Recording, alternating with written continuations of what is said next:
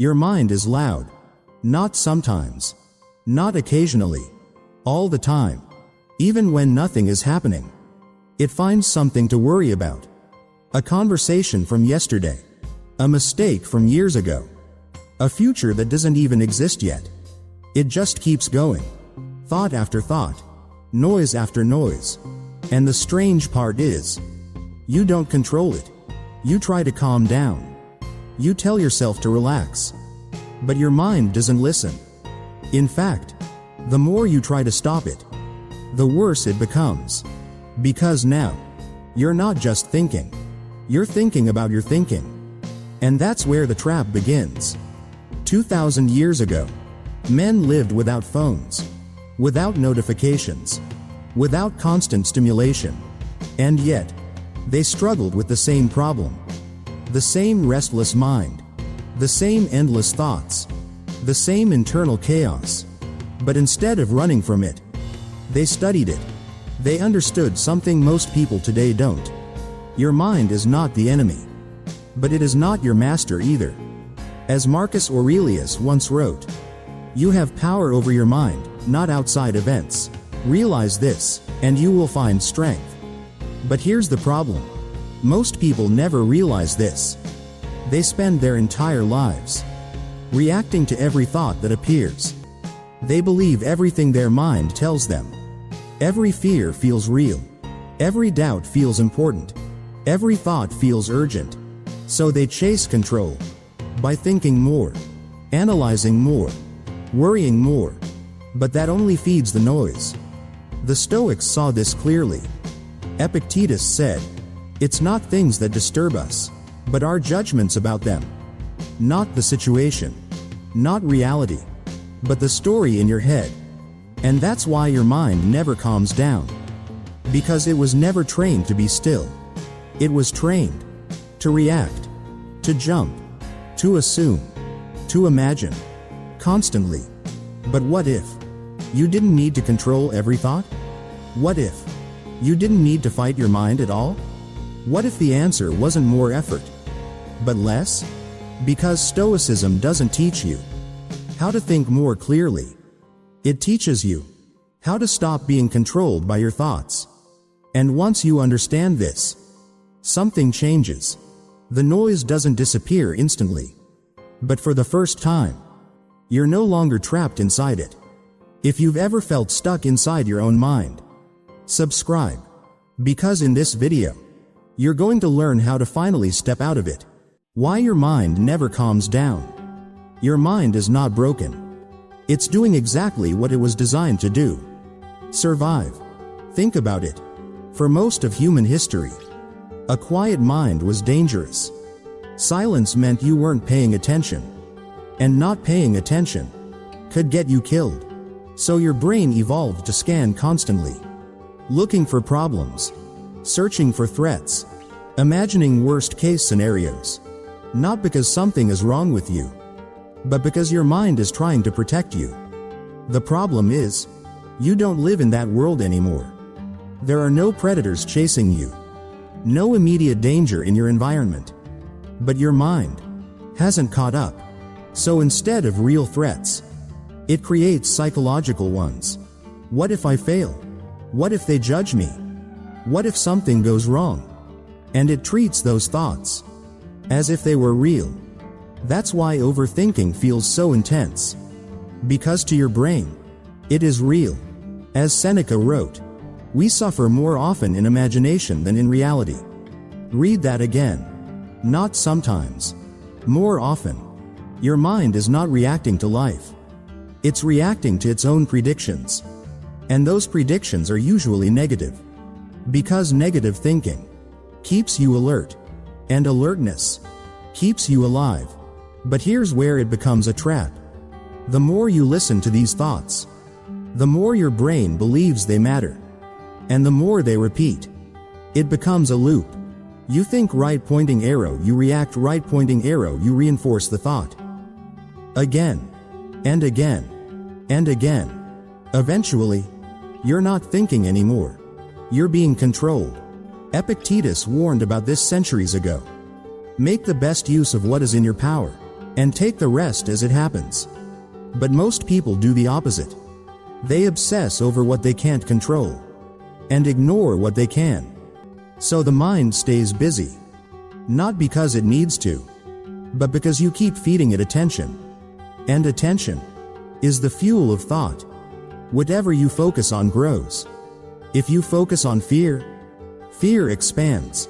If you focus on doubt, doubt multiplies.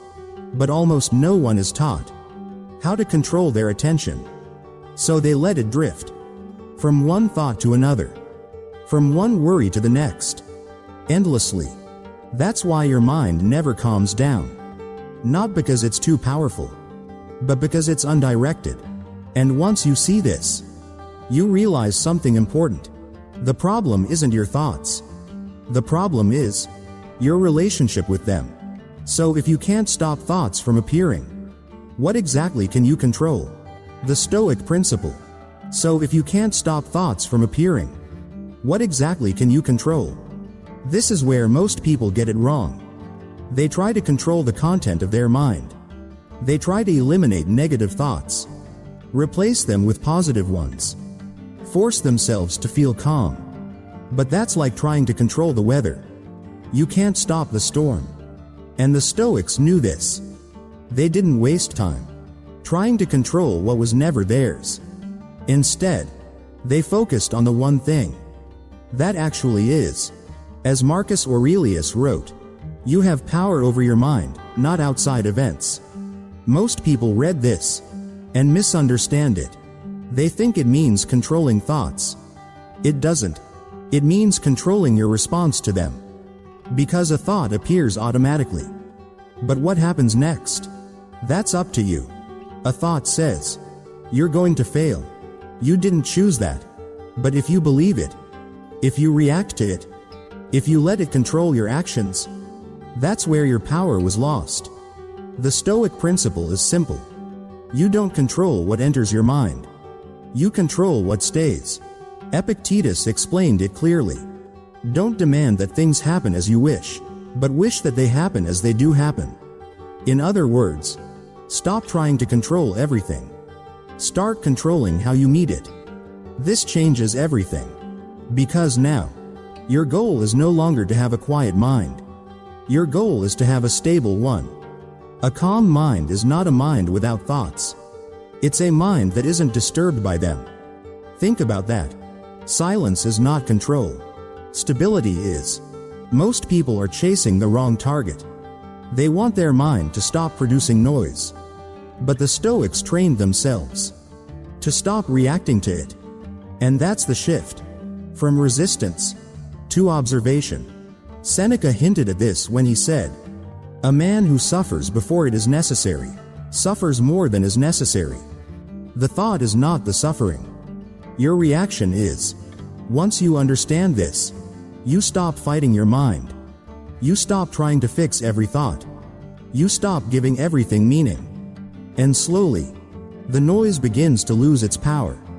But how do you actually stop reacting? When the thoughts feel so real, control your attention. But how do you actually stop reacting? When the thoughts feel so real.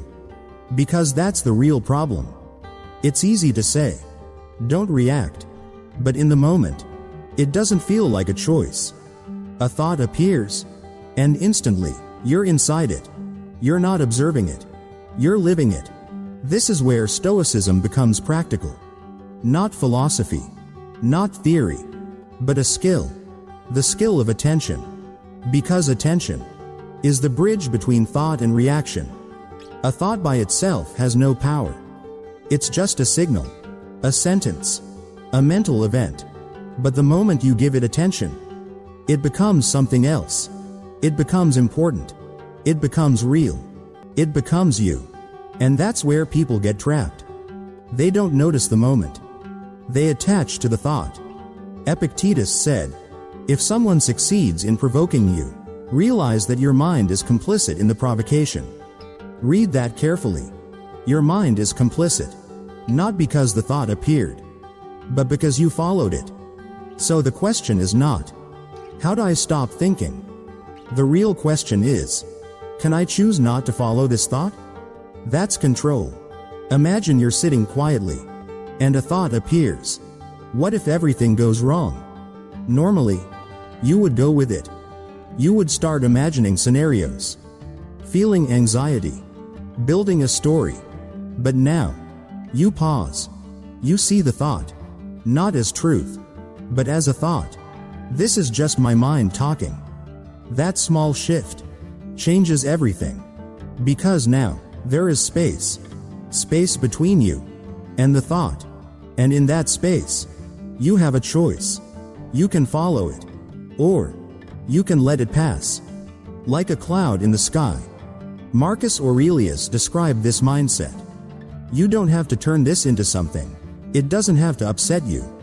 Not every thought needs a reaction. Not every feeling needs a story.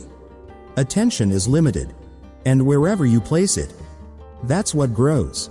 So if you stop feeding certain thoughts, they weaken. Not instantly, but inevitably. This is why your mind has been so loud. Not because it's uncontrollable, but because it's been constantly fed. And now, for the first time, you're taking that control back.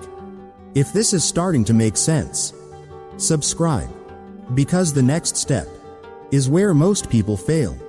Knowing this is one thing, but applying it in real life, that's where everything changes. Stoic practice. Knowing this is one thing, but applying it in real life, that's where everything changes. Because when the mind is calm, it's easy to understand. But when the noise comes back, everything feels different. That's why the Stoics didn't just think. They practiced daily, not to eliminate thoughts, but to train their response to them.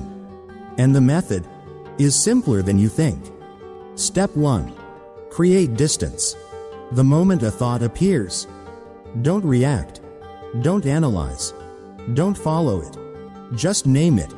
This is anxiety. This is fear. This is overthinking. That's it. Why does this work? Because naming something separates you from it. You are no longer inside the thought. You are looking at it. Epictetus taught this directly. When something happens, the only thing in your power is your attitude toward it.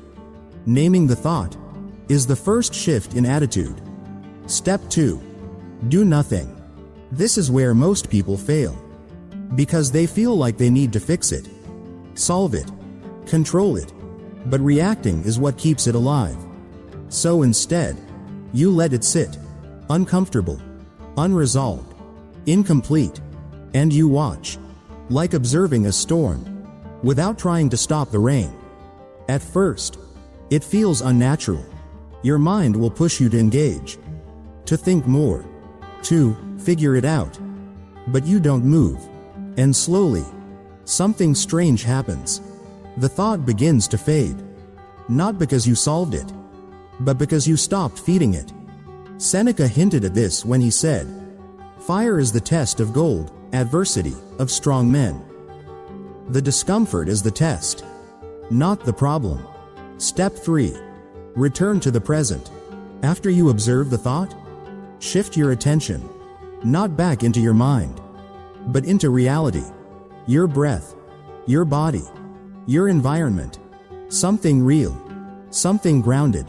Because the mind lives in imagination, but calm exists in the present. This is the full practice. Notice, name, do nothing, return. Simple, but not easy. And that's why it works. Because over time, you're not just calming your mind, you're retraining it. But there's one deeper truth the Stoics understood. That makes this process even easier. Philosophy, insight. But there's one deeper truth. That makes all of this easier. Because up to this point, you've learned how to observe thoughts, how to create distance, how to stop reacting. But there's still a question. Why do these thoughts feel so powerful? In the first place, why does imagination feel so real? The Stoics answered this a long time ago. Seneca wrote, "We suffer more often in imagination than in reality." Think about that carefully. Most of your stress is not coming from what is happening. It's coming from what might happen. From scenarios your mind creates, stories it builds, outcomes it predicts, and most of them never happen. Yet your body reacts as if they will. Heart rate increases, muscles tighten, anxiety rises, all from something that isn't real. This is the illusion. Your mind presents imagination as reality, and because you believe it, you suffer, not once, but over and over again. Before anything even happens, Marcus Aurelius understood this clearly. Do not let your imagination be crushed by life as a whole. He didn't say, life would crush you. He said, your imagination would. That's the real weight you're carrying. Not reality, but anticipation. Fear of what could go wrong. Fear of what others might think. Fear of outcomes you can't control. And every time you engage with those thoughts, you give them more power. But once you see them for what they are, they lose their grip. Because now, you're not reacting to reality. You're recognizing imagination. And that changes everything. You stop asking, what if this happens? And start asking, is this happening right now? Most of the time, the answer is no. And in that moment, the mind begins to quiet. Not because you forced it, but because you removed the illusion. So if most of your suffering comes from imagination, how do you live in a way that keeps your mind consistently calm? Stoic habits for a calm mind. So if most of your suffering comes from imagination, how do you live in a way that keeps your mind consistently calm? Because understanding something once doesn't change your life. What changes your life is what you do every day. The Stoics didn't rely on motivation. They built habits, simple ones, but powerful. Habit 1. Create moments of silence. Not distraction, not stimulation. Silence. No phone, no music, no input. Just you and your thoughts. At first, it will feel uncomfortable, even unbearable, because for the first time, you're not escaping your mind. But that's the point. Silence reveals what's actually happening inside you. And once you see it clearly, you stop fearing it. Marcus Aurelius practiced this constantly, reminding himself, nowhere can man find a quieter or more untroubled retreat than in his own soul. Calm is not something you find outside. It's something you return to. Habit 2.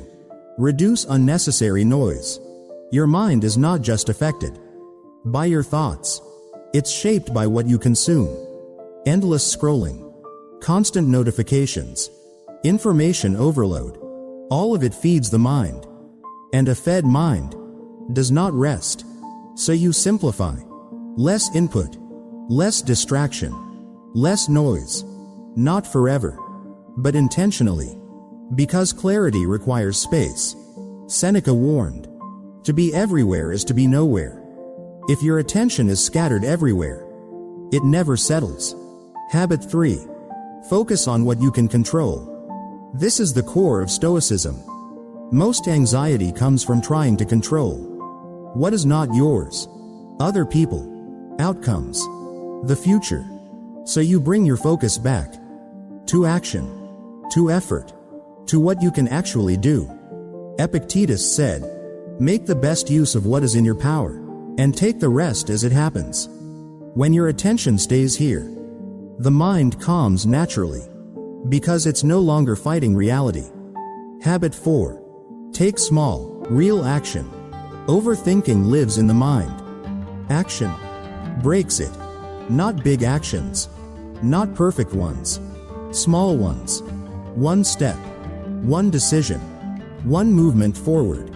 Because clarity doesn't come from thinking. It comes from doing. And once you act, the mind has less space to create noise. This is how calm becomes consistent. Not by controlling every thought, but by building a life that doesn't feed them. And when you combine all of this, something powerful happens. And when you combine all of this, something powerful happens.